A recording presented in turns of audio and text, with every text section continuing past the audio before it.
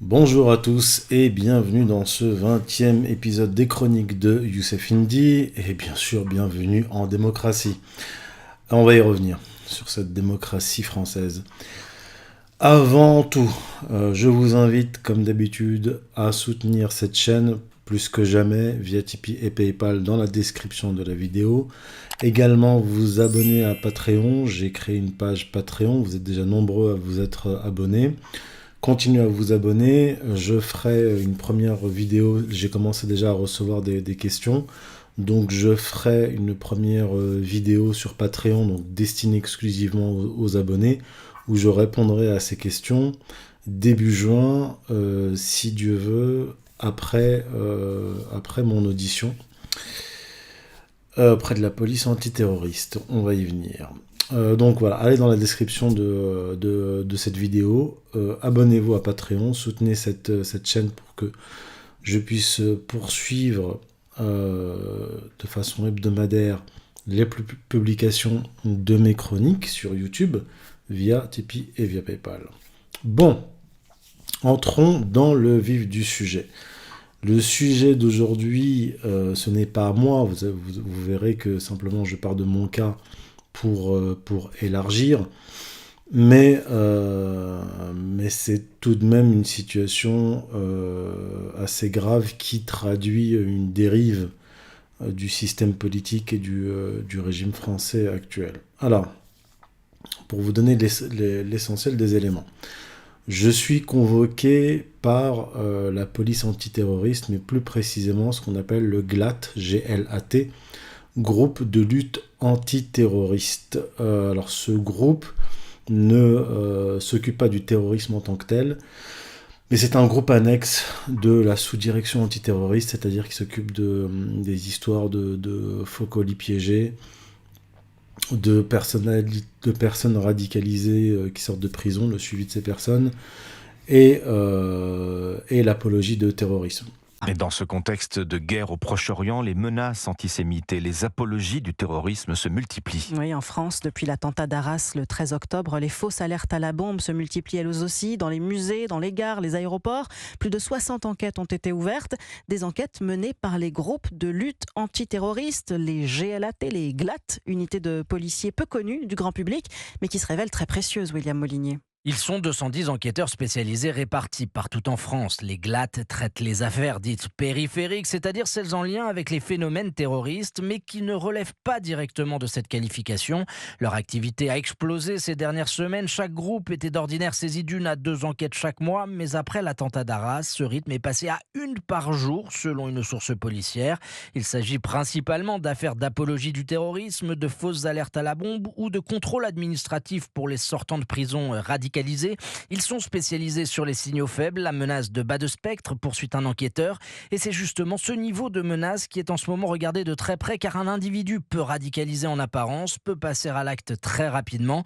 Dès que ces enquêteurs locaux détectent un dossier dit sensible, ce dernier remonte alors à la sous-direction antiterroriste de la police judiciaire ou à la DGSI, mais cette fois-ci sous la désignation terroriste. William Molinier du service police-justice d'Europe 1. Donc justement, je suis convoqué le 3 juin prochain, 2025, sans doute pour une affaire d'apologie de terrorisme dont est accusé un tiers. Ce n'est pas moi qui suis accusé, puisque je suis convoqué en tant que témoin. Donc c'est dans le document. D'après l'article 105 du Code de procédure pénale, je cite, de pour ouvrir les guillemets, les personnes à l'encontre desquelles il existe des indices graves et concordants d'avoir participé aux faits dont le juge d'instruction est saisi ne peuvent être entendues comme témoins. Fin de citation. Donc ce qui signifie qu'il n'y a pas de preuve à mon encontre et il n'existe aucun indice grave à mon encontre. Donc je suis convoqué en tant que témoin. Mais ce qu'il faut comprendre, c'est que ça fait 10 ans que je publie des ouvrages et 10 ans que mes articles et mes vidéos sont passés au peigne fin par des cabinets d'avocats, par des organisations communautaires liées au CRIF, etc. Donc je sais que ça fait une dizaine d'années qu'on cherche à me coincer sur une déclaration pour me mettre en cause et pour provoquer une perquisition, garde à vue, voire une détention provisoire. Donc ils essayent depuis des années. Je rappelle que mon activité est celle d'un écrivain. J'écris des livres. Je ne suis même pas un militant politique. Je ne suis encarté dans aucun parti, aucune association politique. J'écris des livres. J'ai 12 livres à mon actif, une centaine d'articles à mon actif. Mes publications sont traduites en une demi-douzaine de langues sur 4 continents différents. Je donne des conférences en France, à l'étranger, depuis 10 ans. Je n'ai jamais été attaqué en justice. Jamais. Jamais pour une vidéo, pour un article ou pour un livre. Voilà. Donc, ce qui signifie là aujourd'hui, donc cette convocation en tant que témoin, signifie quoi ? Quand vous êtes convoqué en tant que témoin, en tout cas dans mon cas, c'est qu'on n'a pas trouvé matière à m'attaquer et à m'impliquer. Sinon, j'aurais déjà eu droit à une garde à vue, etc. Ou à une détention provisoire.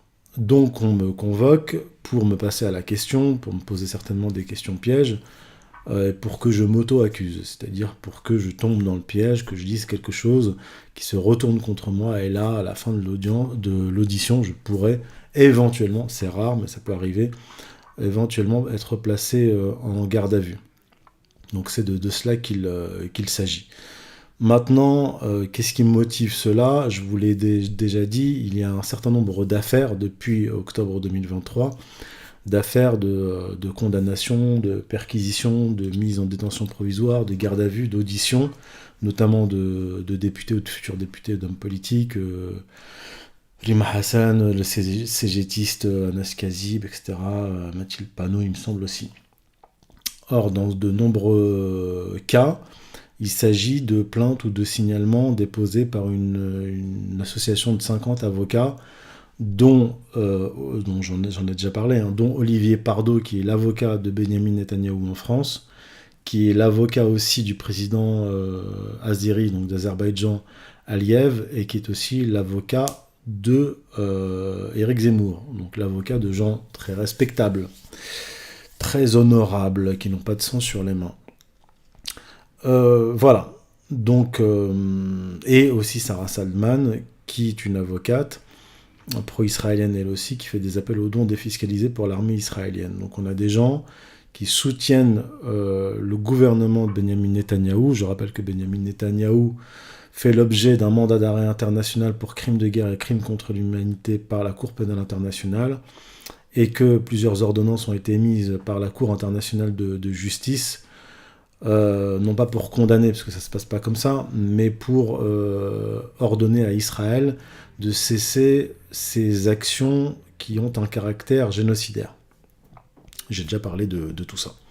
Donc il y a une vague de répression, d'intimidation, qui part de là, donc de signalements de pro-israéliens en France, auprès de la justice et de la police, et donc voilà, tout le système se met en branle, et vous avez des arrestations, des gardes à vue, etc. etc. Bon, donc, je suis convoqué en tant que témoin, certainement dans une affaire similaire, et qui part sans aucun doute de ces avocats-là, ces pro-israéliens.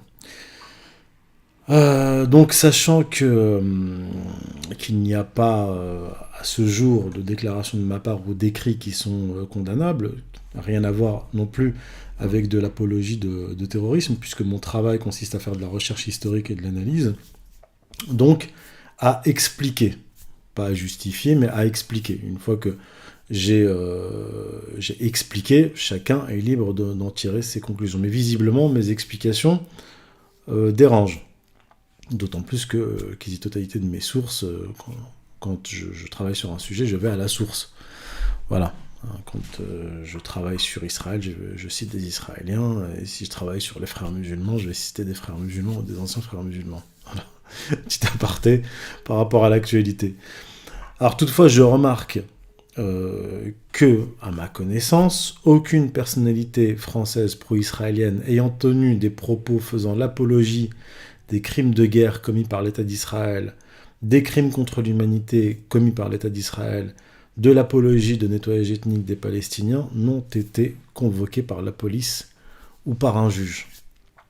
c'est quand même curieux ce deux poids, deux mesures, puisqu'on va passer des extraits.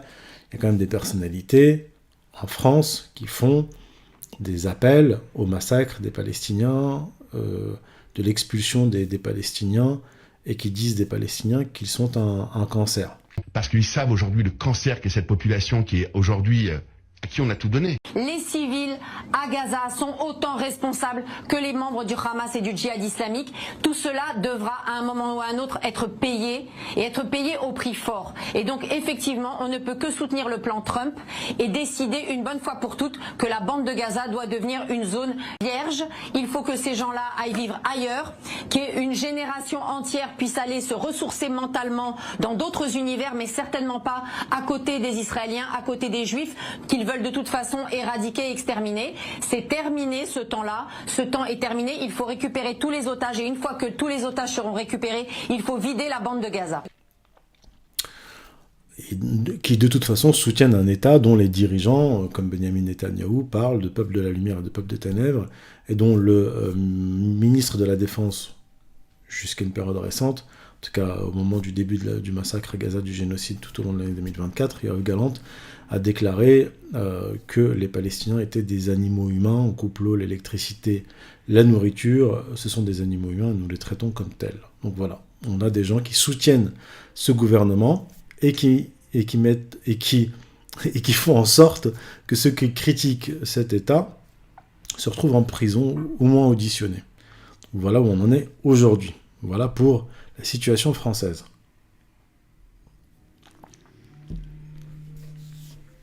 Maintenant, on va traiter du fond.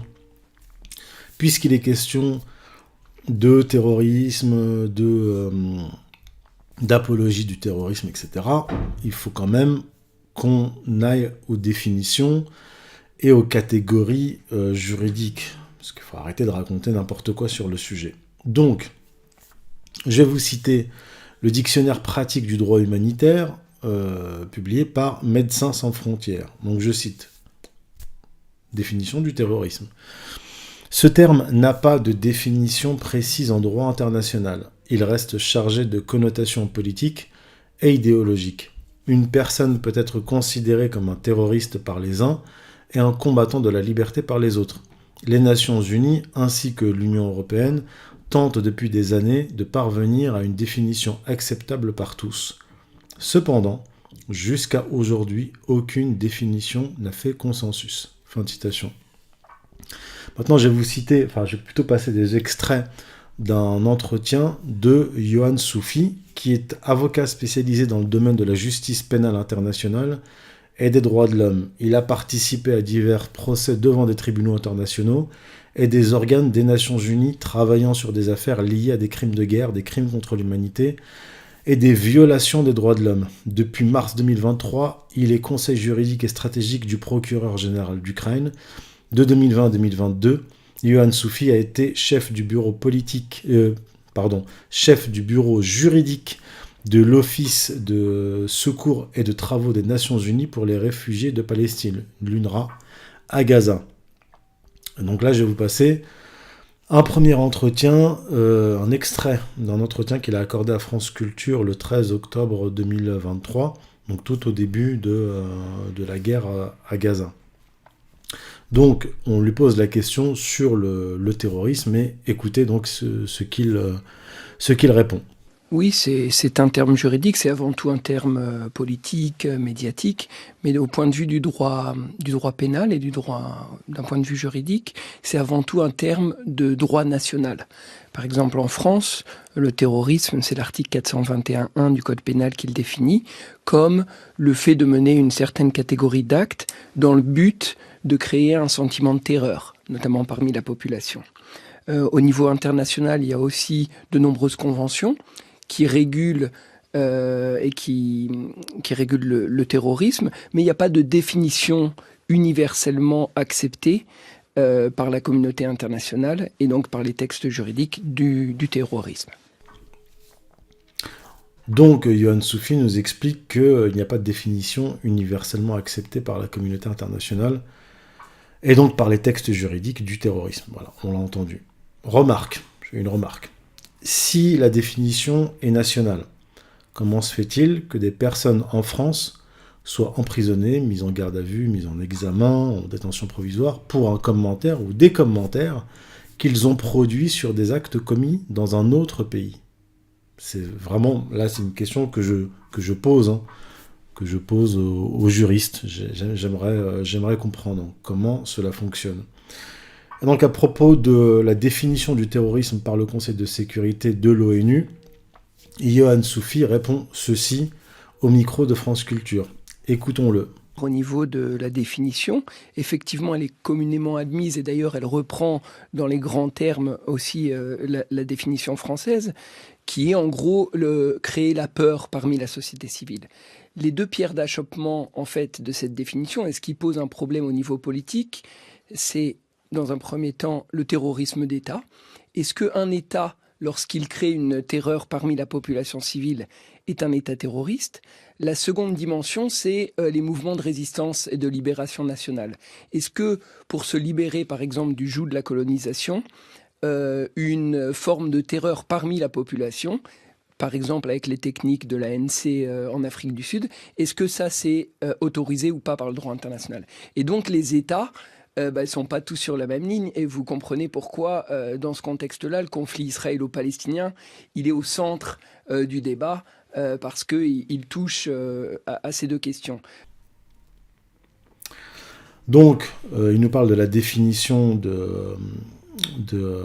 terrorisme par le Conseil de sécurité de l'ONU, qui est assez similaire à celui de la France, on crée la peur parmi la société. Il dit que ça pose un problème, donc dans un premier temps, il y a la question du terrorisme d'État. Est-ce qu'on peut dire qu'un État est terroriste s'il pratique le terrorisme d'État? Je rappelle que Robespierre, déjà en 1793, avait théorisé, il y a des textes, notamment rapportés par Xavier Moreau dans son livre, le livre noir de la gauche française, des textes sur la terreur, sur l'utilisation politique de la terreur. Je referme cette parenthèse. Et puis l'autre problème, c'est la distinction entre mouvement de résistance et mouvement terroriste. Il prend l'ANC, dirigé par Nelson Mandela, donc qui un temps a été considéré comme un terroriste, puis est devenu carrément président d'un État, à savoir l'Afrique du Sud. Est-ce que cela est autorisé ou pas par le droit international? Il pose cette question. Est-ce que la lutte armée est autorisée par le droit international? Eh bien, on va répondre à cette question. On va y répondre en allant du côté des résolutions de l'ONU sur la lutte armée. Donc, je vais vous citer 2 résolutions. Voilà, là, c'est très cadré. On n'est pas dans dans n'importe quoi et dans l'interprétation. La résolution, je vais vous citer la première résolution de l'ONU 2649 du 30 novembre 1970. Donc, sur la lutte armée. Qu'est-ce qu'il nous dit? Plutôt sur la résistance. Je vais vous citer cette résolution, en tout cas un extrait de la résolution. Premier paragraphe. Affirme, donc la résolution de l'ONU 2649 du 30 novembre 1970, affirme la légitimité de la lutte que mènent les peuples assujettis à une domination coloniale et étrangère, et auxquels on a reconnu le droit à disposer d'eux-mêmes pour recouvrer ce droit par tous les moyens dont ils disposent. Fin de citation. Donc, la lutte est légitimée par l'ONU, donc par le droit international. Ensuite, une deuxième résolution, plus précise. La résolution de l'ONU 3070 du 30 novembre 1973 réaffirme également donc là je cite, de point ouvrez les guillemets, réaffirme également la légitimité de la lutte des peuples pour se libérer de la domination coloniale et étrangère et de l'emprise étrangère par tous les moyens en leur pouvoir, y compris la lutte armée. Puis toujours la même résolution 3070 du 30 novembre 1973 nous dit qu'elle condamne tous les gouvernements qui ne reconnaissent pas le droit des peuples à l'autodétermination et à l'indépendance, notamment les peuples d'Afrique qui sont encore sous domination coloniale et du peuple palestinien. Par conséquent, le peuple palestinien a le droit, nous disent les résolutions de l'ONU a le droit de lutter avec les armes contre l'occupant. Voilà, c'est très clair. Et donc, dire cela est conforme au droit international et ne peut pas vous exposer à des poursuites en France. Par contre, il y a le crime de guerre. Là, c'est autre chose. Le crime de guerre est reconnu par le droit international. C'est le fait d'une milice, d'un groupe armé ou d'une armée régulière de commettre des crimes, donc de viser délibérément des civils, par exemple. Et là, quand une organisation, quelle qu'elle soit, palestinienne ou non, tue des civils, vise délibérément des civils, c'est un crime de guerre. Quand Israël vise des civils, c'est un crime de guerre. Après, il a les proportions. Évidemment, les proportions des massacres commis par l'armée israélienne sont énormes, comparées à ce qu'ont fait les organisations palestiniennes. Si on parle de chiffres, hein, j'écoutais récemment une interview de Henri Laurence, qui est un historien connu que j'ai déjà cité à plusieurs reprises, qui est professeur au Collège de France, et qui dit que les Israéliens comptent le nombre de morts juifs depuis 1870, c'est-à-dire depuis les premières implantations juives sionistes, et non pas juives parce que il existait déjà des communautés juives, le vieux Yishuv en Palestine, mais il parle à partir des premières colonies, dans les années 1870, donc les autorités israéliennes ont compté 30 000 morts, du côté, si on parle des civils, hein, donc 30 000 morts, du côté israélien, et donc du côté plutôt sioniste, parce qu'Israël a été créé en 1948, bien après le début du décompte. Si vous prenez la base technique, Israël, je ne sais pas pourquoi, fait démarrer les pertes israéliennes en 1860. Je n'ai toujours pas compris comment ils sont partis en 1860. Moi, je ferais partir de 1908. Ça, c'est un point de détail d'historien. En tout cas, ils considèrent que leur perte humaine depuis 1860 enregistrée, c'est 30 000 morts. Du côté israélien. Du côté israélien, enfin juifs, sionistes, israéliens depuis 1860. C'est le dernier décompte que j'ai fait il y a quelques semaines, c'était aux alentours de 30 000. Si on regarde du côté palestinien, on pouvait penser avant le 7 octobre que le nombre de victimes de morts palestiniens, c'est un peu compliqué à enregistrer parce qu'ils sont pris aussi dans des conflits interarabes qui complexifient un peu les choses. On était de l'ordre de 100 000. Mm-hmm. Donc d'un seul coup, on est passé de 100 000 à au moins 150 000. Mm-hmm. Du côté palestinien, si on prend juste ce qui s'est passé à Gaza à partir d'octobre, on est à plus de 60 000 morts, direct, c'est-à-dire tués directement. Et si on prend les estimations du Lancet, que j'ai déjà utilisé à plusieurs reprises, donc on compte les morts indirectes, c'est-à-dire le non-accès à l'eau, ceux qui sont morts dans les débris, le non-accès aux médicaments, aux soins, etc., on est à plus de 240 000 morts, en fait, aujourd'hui. Donc, vous voyez un peu les proportions. Donc là, c'est clair au niveau du droit international sur le terrorisme et sur la lutte armée. Ce sont deux choses différentes, d'après le droit international. Mais comme on l'a dit, le terrorisme n'est pas véritablement défini. Bon, maintenant, on va parler de ce qui se passe aujourd'hui, actuellement. La France a eu des positions évolutives par rapport à Israël et par rapport au terrorisme, souvenez-vous, de la fameuse déclaration du général de Gaulle du 27 novembre 1967, où il parlait d'Israël qui colonisait, attaquait, etc., et qui provoquait une réponse palestinienne, une résistance palestinienne, que Israël qualifiait à son tour de terrorisme. Et d'ailleurs, en octobre 1967, il y a un communiqué de l'ambassade de France à Tel Aviv qui qualifie les organisations palestiniennes, etc., d'organisations de résistance. Donc vous voyez bien que ça évolue en fonction des États, en fonction des régimes, en fonction des époques. C'est pour ça qu'il est très difficile de définir le terrorisme, puisque la position des uns et des autres varie en fonction des circonstances et des époques. Mais aujourd'hui, il y a un revirement par rapport au début du massacre à Gaza et après le 7 octobre, des dirigeants occidentaux, notamment de la France, sur cette question-là. Et là, je vais vous citer un communiqué très important qui est passé un peu inaperçu, parce qu'il faut chercher pour trouver.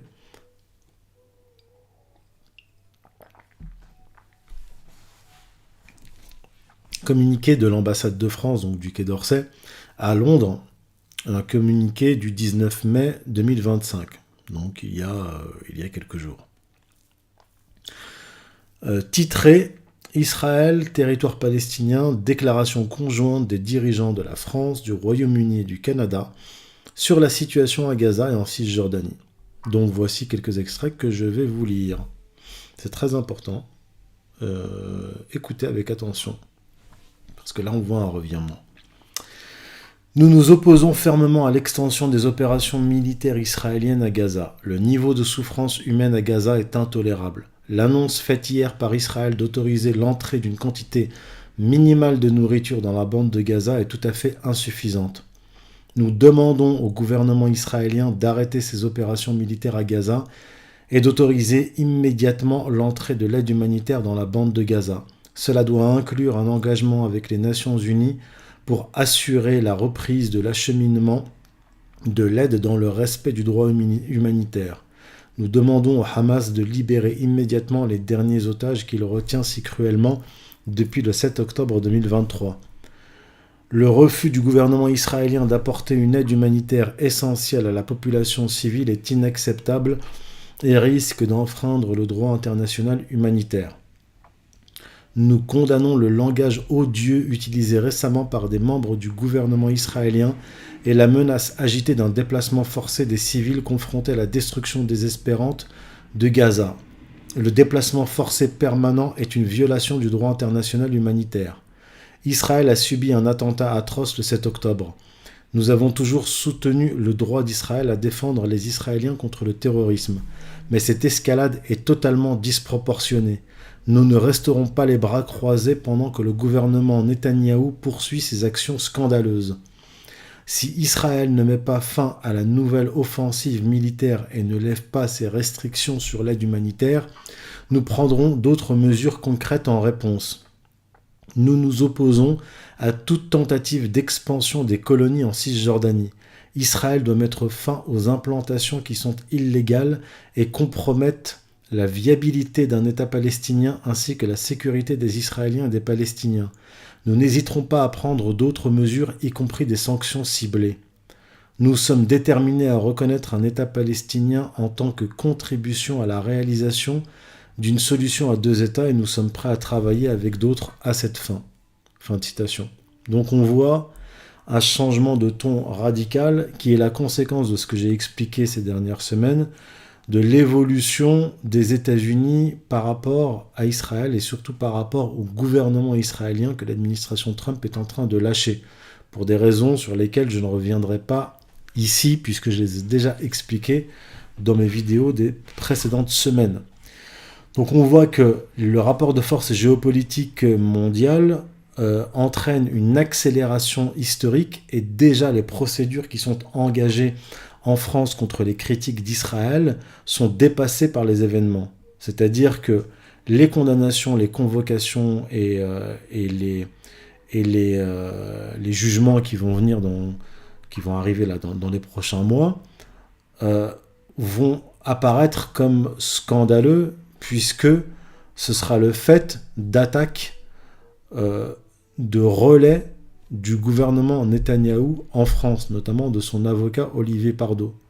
Donc on a un gouvernement qui est mis au banc de ce qu'on appelle la communauté internationale. D'ailleurs, il y a eu des attaques de Netanyahou contre la France, la Grande-Bretagne et le Canada, suite à ces positions officielles que je viens de décrire, et qui met en évidence l'extrême fébrilité du gouvernement israélien, en plus du mandat d'arrêt international pour crimes de guerre et crimes contre l'humanité qui vise Netanyahou et son ancien ministre de la Défense, Yoav Gallant.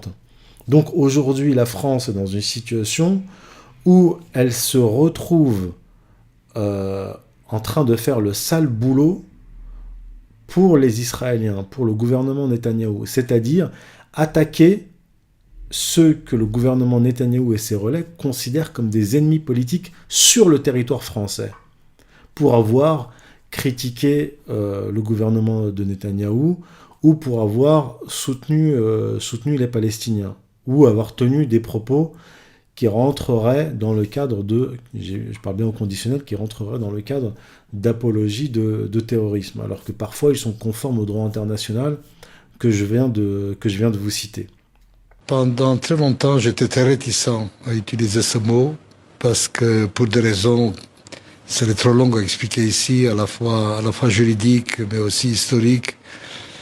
Et il faut se rendre à l'évidence, il y a des génocidaires au gouvernement d'Israël. Ils le proclament tous les jours. Effectivement, des propos très virulents, il faut éradiquer. Ce n'est pas très compliqué, ils le disent nous-mêmes. Nous voulons tuer tout le monde, nous voulons détruire tout.